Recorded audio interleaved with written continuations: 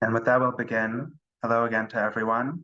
Thank you sincerely for joining in this grim time, and welcome to Palestine Speaks with the Green Olive Collective, All That's Left, and Khatamim, an emergency webinar series giving people around the world a forum to hear directly from Palestinians in Gaza and the West Bank about their ways their communities are being impacted by the events of this last week, about the escalating violence they are experiencing, and about the urgent need for an immediate ceasefire and the end of collective punishment.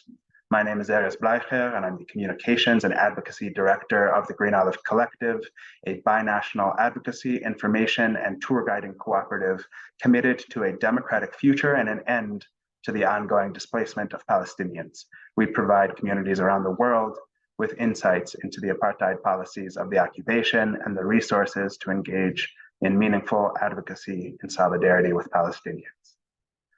Following the heart-wrenching events of these last days, I've been reminded of the biblical passage from Jeremiah.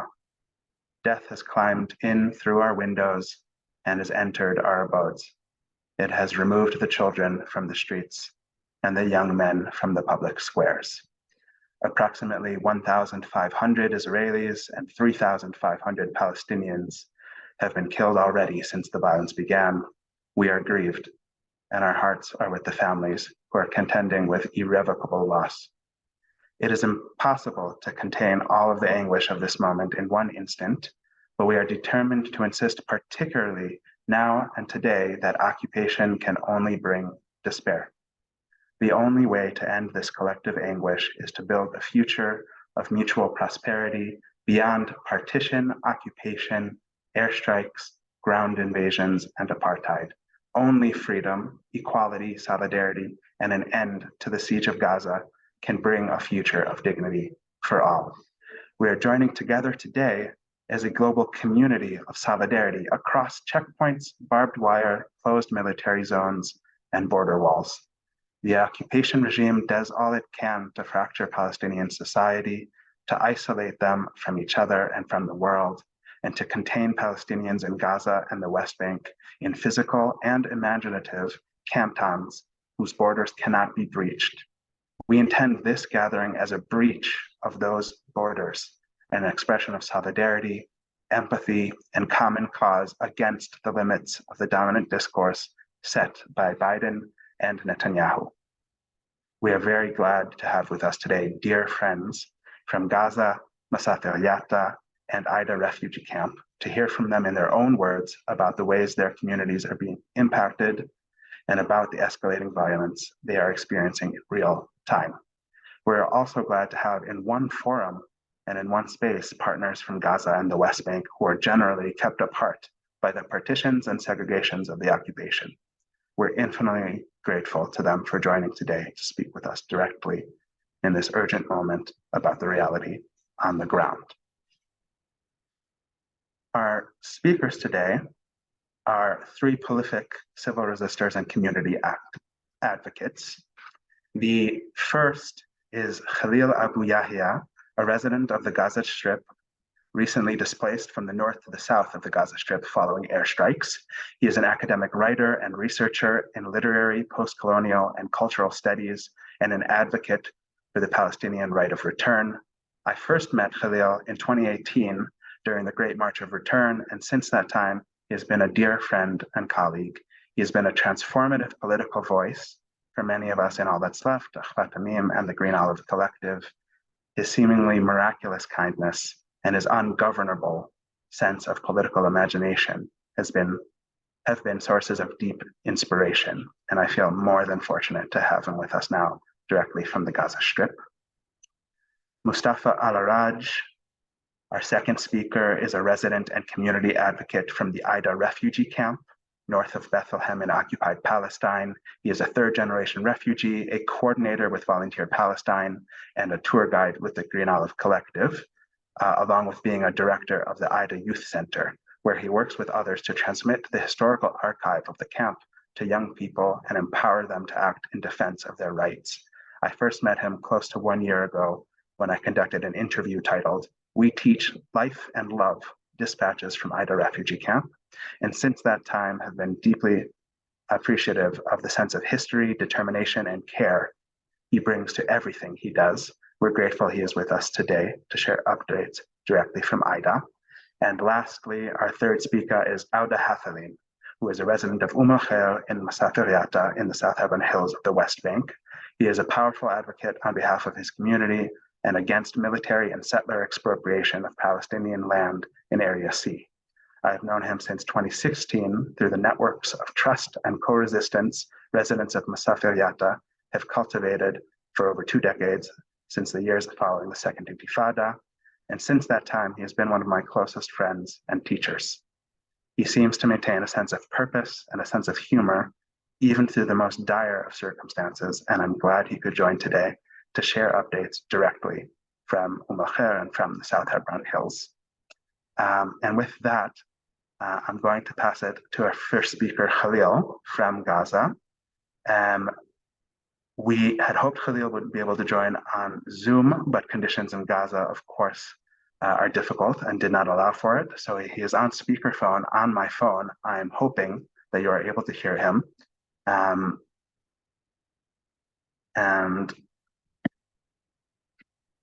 we'll check now. Khalil, can you say something? Wonderful. Are the people on the call, can people give a thumbs up if you're able to hear Khalil? No, people are saying they're not able to hear. No, they're not. Let me troubleshoot for one moment. I appreciate everyone's patience as we try to traverse the many challenges and barriers that are being set in this moment. One moment.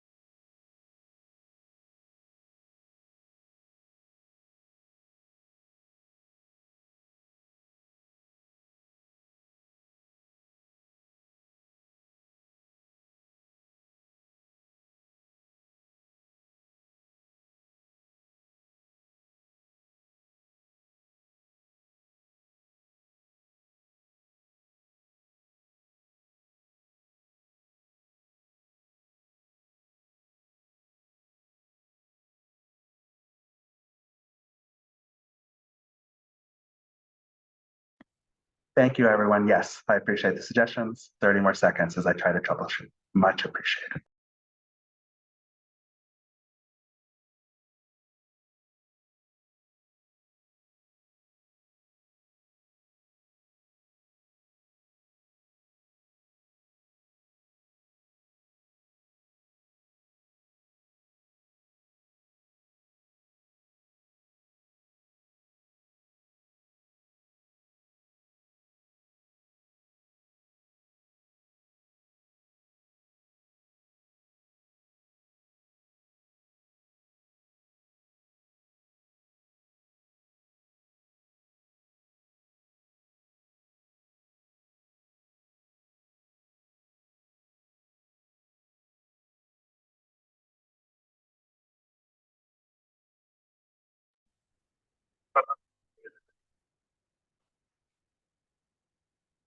Hi, everyone. I'm trying again. I've raised the volume, but let's see if it works. Khalil, can you say hello? Yeah, hello. Are other people able to hear? Seems it's weak, but much better. Many people can hear you, if not everyone. When we're pushing against the boundaries and borders set by oppressive systems, there will be some technological differences, but they can hear you. So why don't you take a moment to introduce yourself and tell us who you are, what's your name, where are you from and your family from, and what passions and interests motivate you in your life. Okay. Thank you for organizing this very important meeting. I will try to read my voice. I'm sorry if some of you can't hear me. So my name is Khalil Abu Yahia. I'm from the Gaza Strip. My family is from the Gaza Strip as well. My grandmother is from Yafa, but the family was evicted back in 1948. Thank you, Ed, and everyone for organizing this. It's very important for the last. It means a lot to me that we are talking right now. I'm so sorry that I cannot join you in person. So there is any legal authority involved on the government, legal cost, legal team involved on the government. My wife, my work is just working.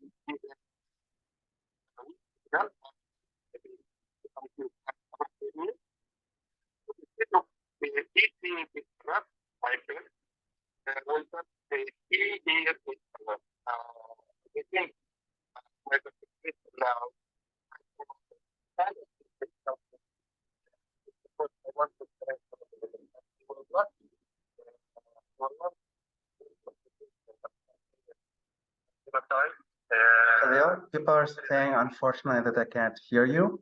So we'll just have to do our best, and I'm going to relay what you're saying. So we'll start doing that now. It's not ideal, but hearing. Hmm?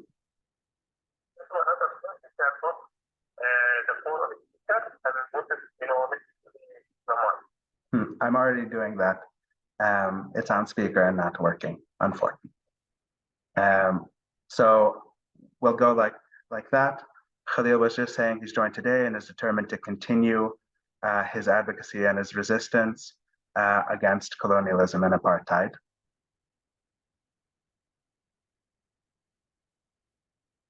Continue, Khalil. Sometimes I suspect someone from Pakistan and not because both are like Gaza disconnected from this world, and the only difference is that Pakistan is beautiful, but Gaza is the activities of the earth that we don't want to recognize. Khalil just said that he sometimes introduces himself as someone from near Yatta. What is the name of the location? I'm sure I can't pronounce it, but where his family is from before Gaza. And now he and his family in Gaza are separated from there. My interest is in this world. His interest in this world is to bring a change and achieve peace and justice. To fight oppression with all its force.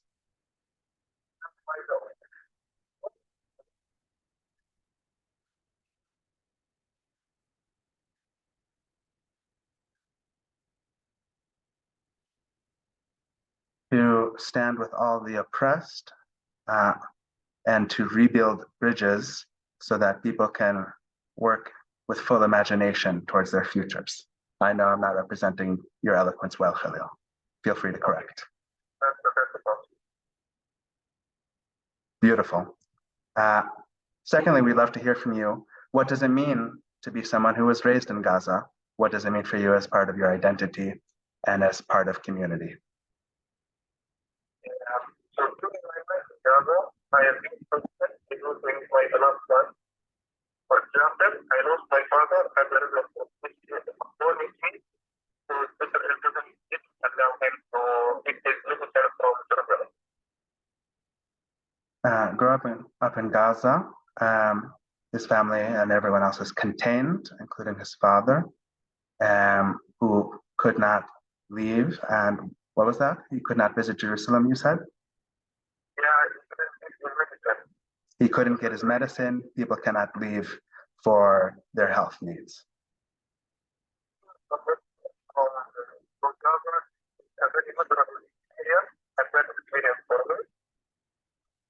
Being someone from Gaza is a very miserable experience, and that experience for Khalil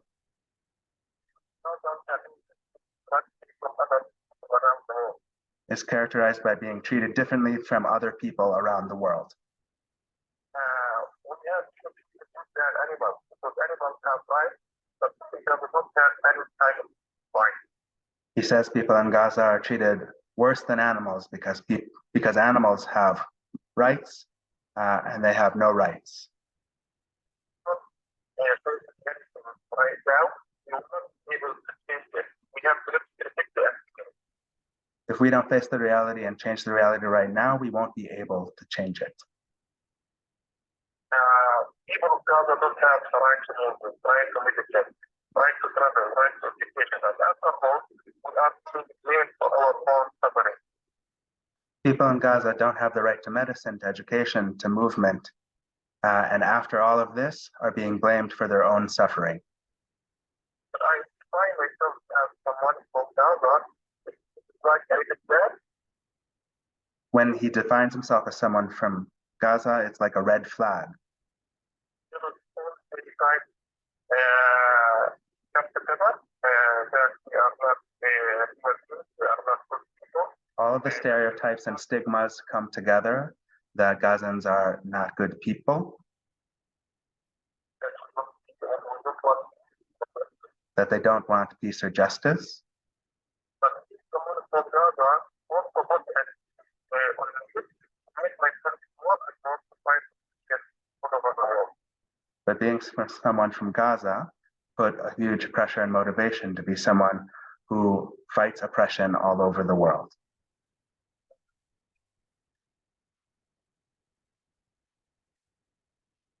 Around the world and protect from other people who are facing similar types all types of things. Being in Gaza makes them think about people all over the world and fighting oppression all over the world, connecting and making relationship with people in similar conditions.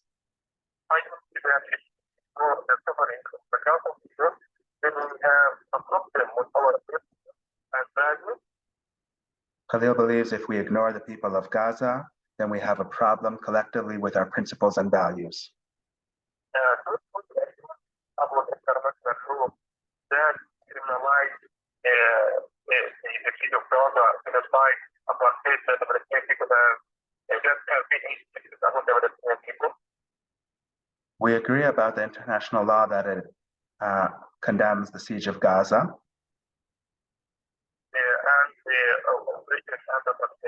and oppression and apartheid.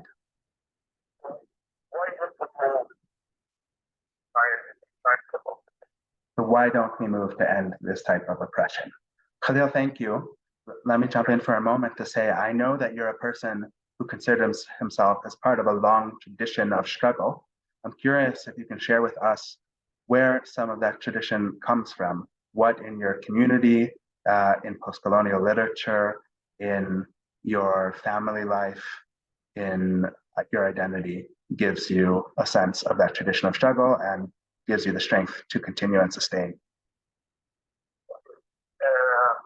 I believe that a very important part of my traditional religion, Quran religion. Khalil believes that an essential part of his tradition of struggle against colonialism my teacher and his non-body of practice are the people who sacrifice their life in order to fight against the order of life. An essential part of the tradition are his teachers who sacrifice their life in order to struggle for freedom. And my teachers, I think examples of my teachers are people,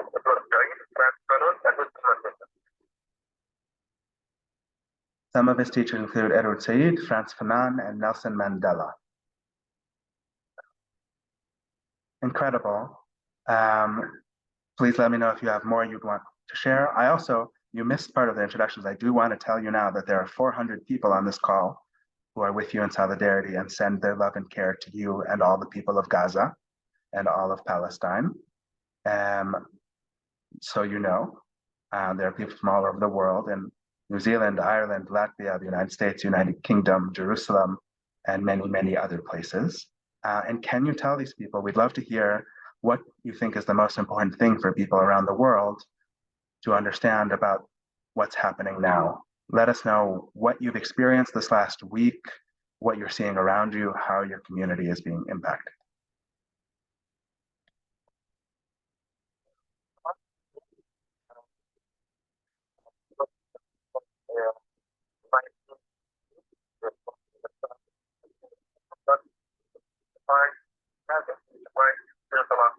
So the oppression, of course, of Palestinians in Gaza did not start last week. It has been ongoing since 1948 and before, but it has intensified in this last week.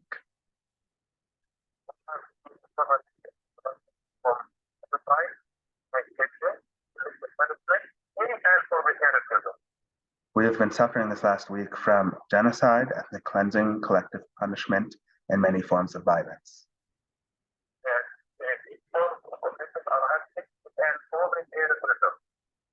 These kinds of oppression are happening in an open-air prison.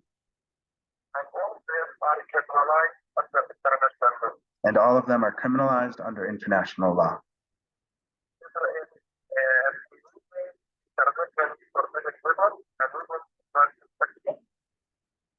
Israel has been using internationally forbidden weapons and weapons of mass destruction.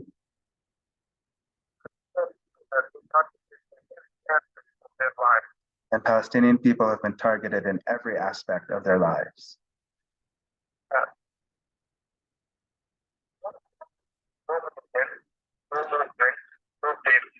No electricity, no medicine, no freedom, no movement.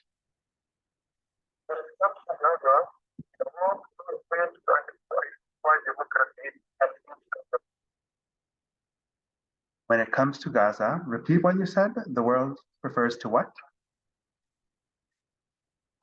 Fails to identify democracy, peace, and justice.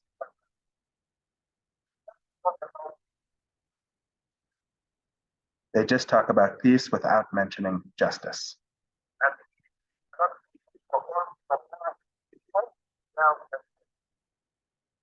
And peace cannot be for everyone and all the Palestinian people without justice.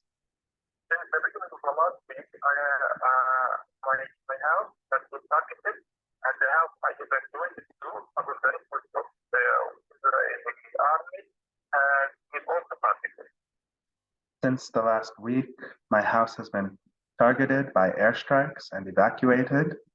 And what was the last thing you said?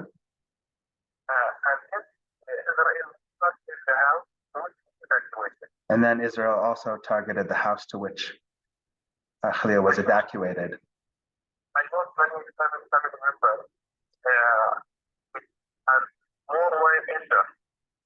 Khalil lost many family members and more were injured.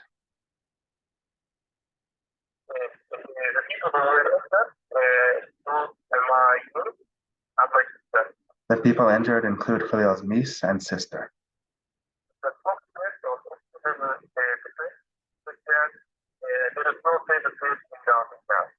And the spokesperson for civil defense said there's no safe place for people in Gaza now.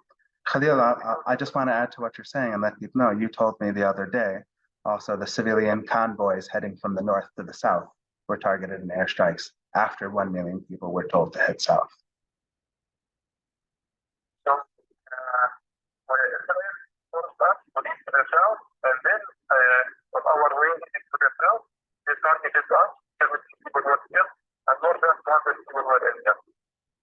Khalil is confirming and saying that yes, once they were asked to leave from the north to the south, 70 people were killed and over 200 injured in airstrikes of civilian convoys of displaced people heading south seeking refuge.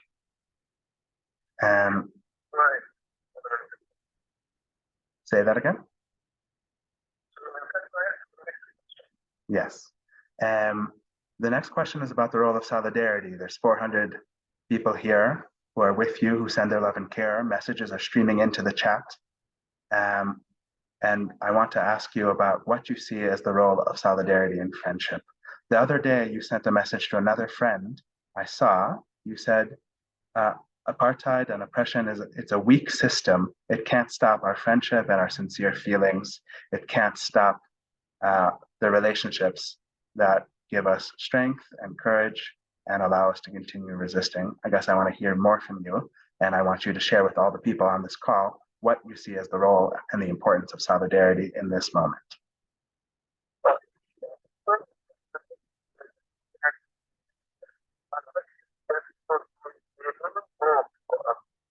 In this moment in history, solidarity and friendship are very critical because they mean hope for us, Khalil says.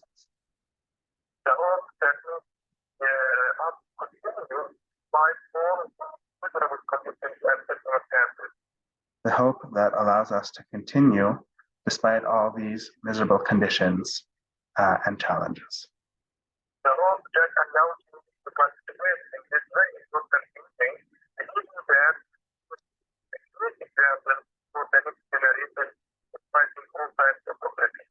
The hope that allows me to sit and join this meeting, knowing that we can set a great example for the next generation that will challenge oppression. I believe that friendship is one of the big tools to counter the whole colonial project. I believe that friendship is one of the best tools to counter the whole colonial project.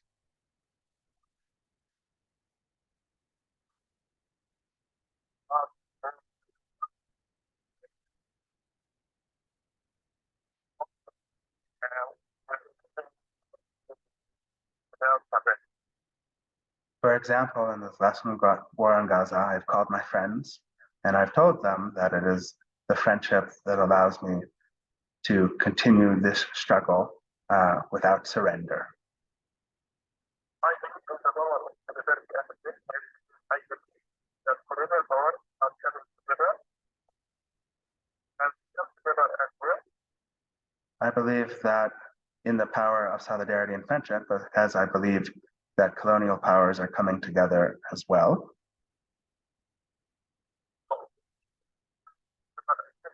So also oppressed people need to come together with one another.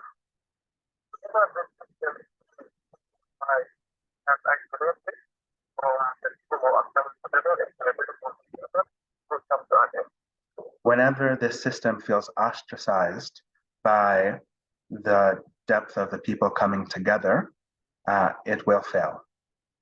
And on that note, Khalil, I guess I want to ask you about your vision of the future. What are your hopes for the future? What's your vision of liberation and your images of justice that you think should guide us now?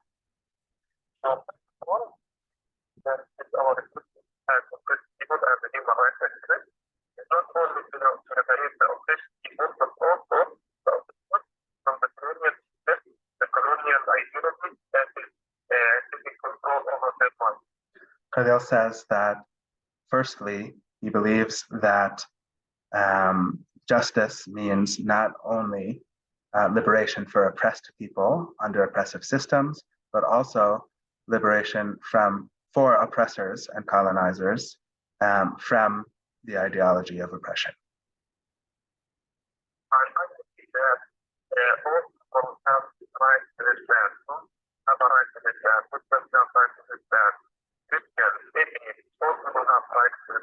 I believe that all people have a right to this land. Jews have a right to this land. Muslims have a right to this land. Christians, atheists, all people have a right to this land.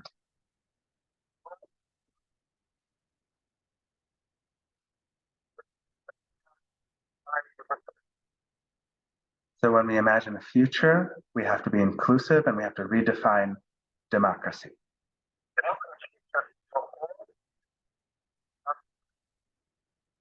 Democracy shall be for all people. And what was the last thing you said? Regardless of anything.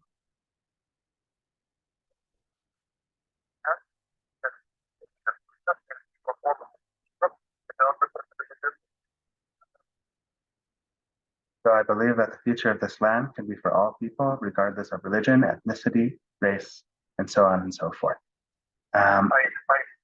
Continue. Yes, I don't mind if it is one state, two states, 100 states, 1,000 states. I don't mind if it's one state, two states, 100 states, 1,000 states. I don't mind the name. Name it United States of Israel, name it United States of America, whatever you want. I don't mind the name. Name it the United States of Israel, United States of America. Name it whatever you want.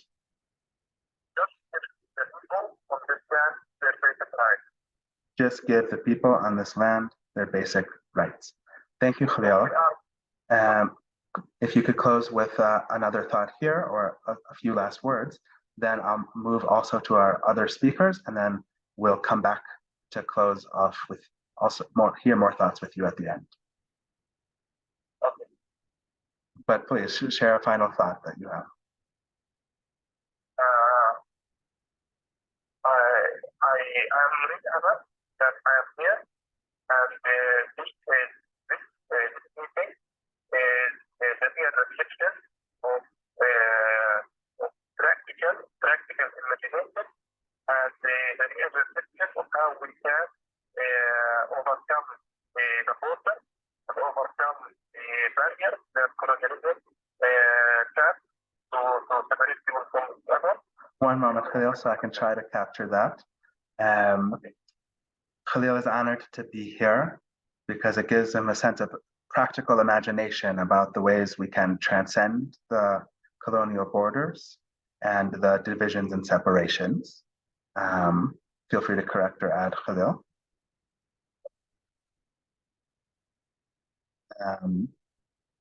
And he's glad to be here with all of you.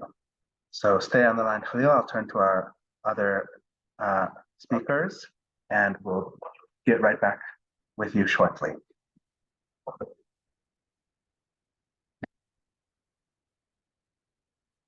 Thank you, everyone, for your grace and patience as we moved through that. This moment of intensified violence makes communication across these borders, as you can see, ever so difficult, and we've done all we can just to be able to have this voice be directly communicated with you in real time today.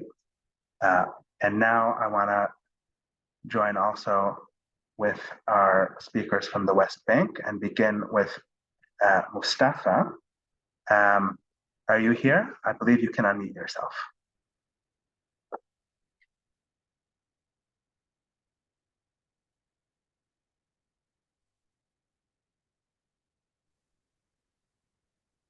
Can you hear me, Riz? I can hear you. Can people give thumbs up if you can hear Mustafa? Hello, everybody. Beautiful. You don't have a screen to share, right? You're on your phone? No, I'm no, there you are. Beautiful. Okay. Yeah. Okay, hello, everybody. First of all, I would like to thank you, Riz. Thank everybody to be with us today. I see we have more than 400 people showing solidarity with Palestine, and that means a lot for us. This is the only way how we can spread the news from what's going on to the world, because I see the way how the media is not honest. So this meeting is, and I will talk about the media in a minute, but this kind of meeting, it means a lot for us, and this is the right way how you can get the right message, the right information from what's going on now in Palestine. Again, my name is Mustafa Alarag. I live in Bethlehem in one of the refugee camps in Bethlehem called Aida Refugee Camp. One of the refugee camps have been established on the first Nakba of 1948. What's going now? I am here today to talk about the West Bank, but it's not important to talk about what's going on the West Bank. We are fine. We are alive. We continue our basic daily life, even if we are under big siege from the Israeli IOF, the Israeli occupation force. So the IOF surrounding the Palestinian cities, no one can move or come in. The West Bank is under the Israeli military control right now. Even the refugee camp where I live, just last night, the Israeli army invade the camp and they're trying to arrest all the activists. 17 people from my camp were arrested last night. 300 people were arrested from the West Bank last night. You could be arrested for writing something against the occupation on your social media. But all of this, we can handle it. And all of this, we lived through it before. And all of this, we can pass it. But what's going on today in Gaza? I want to, first of all, thank my colleague Khalil. Khalil couldn't have right and good propriety to talk about what's going on in Gaza, because that I will not talk about the West Bank. I will talk behalf of Gaza, because now the light should be in Gaza. I'm sure you don't, I'm sure like you, because you are pro and you are here, that's mean you are following what's going on. But still, I'm sure you don't see the right image. You don't see what's going on Gaza. In Gaza, now you are guys witnessing a genocide in the history. When we were at school long time ago, we learned about genocide. We study about massacres. Today we are witnessing these massacres, and we are all quiet, unfortunately. All the government in the world, imagine, I can't imagine 2 days ago, the international community, they couldn't take a decision to stop firing. We are not asking to do right for Palestinians, stop writing. All my life, we used to say, free Palestine. Today we say, save Palestine. This is what we want today, save Palestine. We are today witnessing a genocide. We have whole family have been killed, whole family, their house became their tomb. Neighborhood turned to be it's a horror. I'm all what I seen in the media the last 2 days, all what I heard. I have some family and a friend in Gaza. As we are speechless. I'm sure I will never make you understand what's going on today in Gaza, because the media is controlling everything. You don't have the right message. I have been following in the last few days Fox News, Time News, and all this CNN. They make up stories. They made stories, believe me or not. I am here in the floor. I received WhatsApp messages from my friends and families in Gaza and from our social media. What you see outside is just little from what the reality in the floor. I'm sure they are using all these materials while we're busy yesterday evacuating 1,000 dead under the hospital. The Israeli were busy trying to find an excuse for this massacre, excuse for killing 1,000. What we are seeing today, it's a horror. What we are witnessing, it's collective punishment. Even if there is Hamas in Gaza, even if there is military resistance in Gaza, even if there is terrorism in Gaza, this will be the response. And really, we don't understand what's going on. Really, we cannot understand this double standard judgment in the world. I know you have, maybe you can do something. Nobody should say, I'm just following the news and I can't do nothing. You have big responsibility, guys. The government, the US, the UK, all the European, they are sending weapons to Israel. Like, this double standard judgment in the world, we don't get it. We don't get it. We don't understand what's going on. We feel we left alone. We left alone in this corner. Gaza Strip is today just big tomb for everybody in Gaza. Gaza, literally, there is genocide going on. And the Prime Minister of Israel just yesterday says, we evacuate everybody to Gaza, to go to Sinai. We will destroy Hamas, and after that, we will bring you back to New Gaza. Go to Sinai, temporary. No, don't go there. I know what temporary is. I grew up in a refugee camp. My family, I see a new Nakba. Nakba 2, it's going on right now. This is what they told my grandfather in 1948. Go outside of your home, few days, 1 month, when the war is over, you will come back. Until now, we're still waiting to go back. Until now, we're still waiting to go back. And this is what the plan for Gaza Strip today. This is the plan, what they are trying to do in Gaza. Go to Sinai and we will bring you back. Temporary. I see this movie before. I lived this movie before. If evacuate Gaza, those people will never go back. I would like to remind you that in 1948, 750,000 Palestinians displaced from their home. Today, right now in Gaza, in 1948, 750,000 Palestinians displaced to Lebanon, Jordan, and Syria, the West Bank, and Gaza. Today, inside Gaza itself, we have more than 900,000 displaced people. Imagine, in 10 days, we have 900,000 displaced. We have 900 people displaced from their home, more than what happened in 1948. This is second Nakba. Guys, wake up. Now you are witnessing the second Nakba. Now you are witnessing, and all the world is quiet. All the world still sending weapons, money, and visiting political visit to Israel. They are visiting the one who have the weapons. And always I compare what's going on with Ukraine. Like, what happened in Ukraine is an occupation, and occupiers occupied another land. And all the world stand with Ukraine. They send volunteers to fight. They send weapons and money, and all the world talking about what's happened. Today, the world sending the money to Israel, to the occupiers. We were happy 3 years ago when we saw in our social media the white girl with the Kalashnikov shooting against the Russian while they are occupying Ukraine. She defend herself. She defend her people. She fight for her children. She fight for her land, to protect her land from the occupiers. But when it comes to the Palestinian, if we throw stone, not rocket, if we throw stone against Israel, we can understand what the response.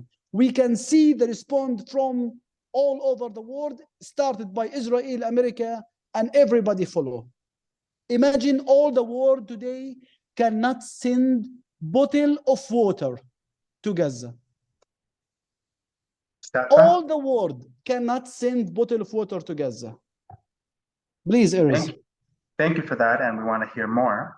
And I also want to say that the discourse and the double standard is sharp, and any form of resistance from Palestinians, nonviolent or not, seems to be criminalized.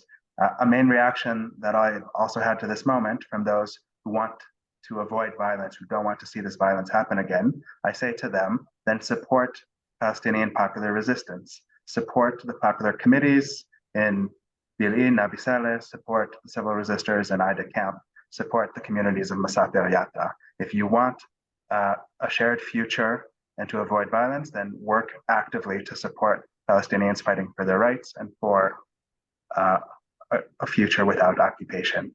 And let me add the last things about resistance. Happily, please say more. It's not my decision. When we talk about resistance, the international community, it's a law. Even the military resistance, any country under occupation, they have the right to fight in the way and the tools that they decide, because they are under occupation. That's why everybody supports Ukraine. Why all our tools is violence? It's international. Why I'm talking about the international community while everybody is quiet? I'm sorry, guys. I shouldn't even bring their names here. Please, Erez, keep going. Well, I think on that note, I want to hear more from you. You're here with us today. There's people, 400 people, who are part of communities around the world that want to amplify your voice, the voice of Khalil in Gaza, recently displaced from his home in airstrikes, Awdah and others in Mustafa Alarag and throughout Israel-Palestine. I want to ask you what I asked Khalil also. What is the role of solidarity? What kinds of solidarity are important now? What is the role of coming together across these lines to try to challenge the oppressive forces that exist? Tell your family, tell your friend, inform the world about what's going on. Use all, you guys can make change. I am living under the occupation. I cannot even boycott Israeli product because this is the only product that I can have. You guys have responsibility bigger than me by spreading the news to all over the world and stand with the right and informing your family, your school, your friend, your neighborhood. Stand in the street and loud shout to what's going on in Palestine. Believe me, our social media is filtered by somebody filtered our media, and I tried this few days ago. Yesterday I posted post about what happened in the hospital yesterday. 3 people saw my post. I have thousands in my social media. 3 people saw, like, when I post about my wife's birthday, I receive like 100 of like, and many people will comment about it. But when I do a post about what's happened in the hospital yesterday, 3 people saw my post. That's a proving point that the world controlling our media. We cannot inform the world what's going on. That's why this meeting, and I would like to thank Ares again and the Green Olive Collective to arrange this meeting, 400 people listening to my voice. After we end up this Zoom, maybe this voice will receive to thousands of people. So spread the news about what's going on, stand in the street, the making friendship, building solidarity with Palestine outside. That's how we can make pressure against the government. That's why we can hijack your representative by vote. We tell your president, tell your ministry that we cannot vote for you again. Thanks, Mustafa. Let's, as you're saying, grow this community of solidarity and this voice. And now is the time to act and fight fiercely for the living in this moment of great risk. I just want to pass it to Awdah also, and then we'll come back for our final round of closing thoughts. Awdah, are you here, and can you unmute yourself?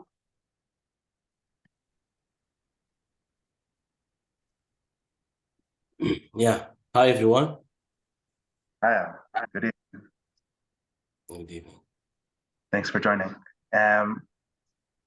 Do you have things you want to add and say right away?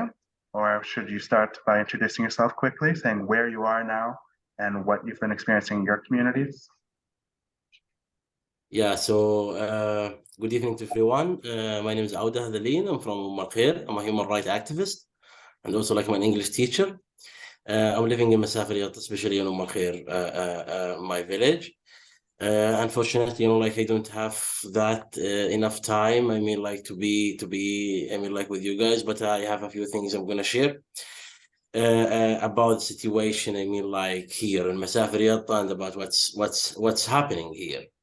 So since the beginning of the war, we have been living days that cannot be described at all. Very depressing and sad days that drive us crazy. Our days are really full of fear and like anticipation of unknown fate. We became like completely surrounded now from all the sides. We cannot move at all. And just imagine, like I'm gonna talk today, like tonight as a human. I'm not gonna talk, like I'm not gonna go deep. I mean, like in the political issues. I'm just gonna talk as a human. That unfortunately we are in a time that our main rights became a dreams. Just imagine that you are in a village like 200 people. All the roads are really closed and you cannot go, you cannot move at all. And just imagine that these people need food, need like medicine and all of that, and you are not able to do anything for them. And the worst also that there are people, I mean, like who are using the current situation, I mean, to attack more Palestinians, to get advantages from the current situation. It's really unbelievable. And like I remembered, many, bad things happened to the Palestinians. But what we are living since 10 days, it's really the worst. I'm living in Masaf Riyadh, and as you know, Masaf Riyadh, got a decision, a few months ago, that 8 Palestinian villages will be affected. This means that around 1,400 people will be homeless. So just imagine, once you are living really close to an Israeli settlement, that the distance between Al-Kheir and the Israeli settlement here, it's less than 10 meters. We look to them, they look to us, we see them, they see us. There's a lot of fear. There are people who don't sleep at all since 10 days. There are people who are just thinking what's the best way to get food for their children, or to get medicine for their parents, and even water also.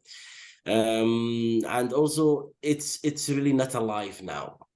I'm not comfortable to go deep in that, but it's not alive at all, and we need everyone to act. Everyone has to do something. As usual, the occupation is totally different than Judaism, and they are it's not what's happening here. It's not because of the religion. It's not because the Jewish. So we all need to do something as humans to stop what's happening, to let the people get justice and peace, because this is what we are asking for years here, in Masaf Riyadh and in Al-Kheir. We really want to live in peace. Now I'm talking with you guys, but for example, if you'll ask me, if this place will exist tomorrow, I don't know. I'm not sure about that, because all of the houses in my village have a demolition order, and there is no enough water. There is no enough electricity. All of our electricity is just solar panels, and we all know the solar panel system. So it's really terrible. It's really unbelievable. We are living this situation since years and years, but lately, it's really the worst, because anyone can just die in any moment. You cannot guarantee your safety. No one is safe here at all. So let us all do something. Let us, being in solidarity with the Palestinians is good, but it's not enough. Let us all act for their justice. And thank you. Thank you, Awdah. Do you have a few more minutes, or do you have to go now? Yeah, maybe just 2-3 minutes. Well, you said before, and of course, thank you so much for your time, that now your basic rights became dreams. I guess I want to ask you, what are those rights, and what are those, and not dreams in the negative sense, but what is your dream for the future you want, and the rights that you should have, that you want for your children, for your community? What is your vision of justice? And I'll ask Mustafa the same thing. Yeah, for me, once I say that our main rights became a dreams, if you ask anyone here in this community what they hope, all of them will mention to you water, electricity, and a good house. I'm not gonna say a house here, just a small shelter, which I will be sure that it will not be destroyed. And it's really here, it's really different. It's really different, because you sleep in your house, but you don't know if you will be able to sleep in the same house again tomorrow. It's really hard for everyone. We have people, they are since 15 years, they every day morning they wake up just to check the roads if there is a demolition or not. More than 108 structures got destroyed here in Umm Il-Kheir. So our dreams, to get water, to get electricity, and one thing I'm gonna mention here, I wish and I pray for the God that just one night, I want to sleep one night while I'm safe, while I'm feeling safe. One night, just one night, while I'm feeling safe, and I will be sure that I will be okay, my family will be okay. all of the good people will be okay, and nothing will happen. Just one night. So once we look to the future, it's really dark, it's really scary, and like I'm a married guy, I have two young babies, but like sometimes when we just like look to the future and we remember the life which we have living since years and think about our children, it's really something really scary. What your children will face, like how they will live and all of that, because like we all know that like in a situations like such, this situation, it's really hard in the future. It will be really hard for the next generation. And let us all, I mean, do you like I don't know how to say it, but let us all love each other. Let us all do something for humanity, for justice. And like there's something which I really believe in. Like as like a Palestinian guy who live in Masafir and who like faced a lot of things, a lot of different things from the Israeli occupation. I understood that our problems, it's not about religions or colors or nationalities.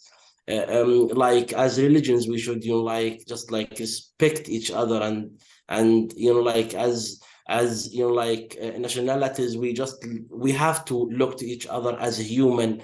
And all the time I remember something my father used to tell me, that he used to tell me, for anything in your life, all the time, like just imagine yourself in the position of the others and then react. And I want all of you, and not only you, like everyone all around the world, just to put himself or herself, I mean, like in our position, and just imagine that you are living this situation, and then like you react as what you think is good. Thank you, Ada. And there's the famous line from Cornell West that solidarity is what love looks like in public. So let's show our solidarity and our love and fight for the future that everyone deserves. Mustafa, I want to pass to you that last question also and ask you what your vision for the future is. What is the vision of liberation that you have that you think should guide us and should guide our solidarity today, tomorrow, this next week, the months to come, and for the years to come? We are fine. We have lived through this before. We survive, and they cannot delete Palestine. Palestine is Palestine. It will be Palestine, and it will be free Palestine. With your support, with you all guys standing, I'm not telling you to be pro-Palestine. You can be justice. You can be in the middle. You could be pro-Palestine, and in the same time, don't stand against Israel. But we want you at least be in the middle. We are looking for peace. But in the same time, we don't want peace. Peace will come after. What we are looking for is justice. Justice is important more than peace. Justice, that's mean, as my colleague Awdah mentioned, we are looking for life not better than any other. We are, end of the day, a human, not what Israel said about Gaza 2 days ago. We are dealing with Gaza, no electricity, no water, no gas, all of them savage animals. No, we are not. We, as I always say, we teach love, and we teach love and life. We care about life. We care about our life. We are like you. We have hope. We have a dream. We have kids we take care of. We have parents. We have families. We want justice. Justice means simple right with water, electricity, safe house without being afraid of being displaced or bombed in any moment. What we are looking for, you guys, solidarity with Palestine will help us to go to our goal, to make our goal. What we want to spread the news. You are all now an eyewitness about what happened. You are all an ambassador, and we put this in you. You have a responsibility to help Palestine, to help us to gain what we are looking for. Thank you, Mustafa, so very much. I've lost connection with Khalil. I'm going to mute myself just for a moment to call him and see if he is able to also speak to his vision of liberation and the future that he looks towards. So give me one moment to see if we can reach him.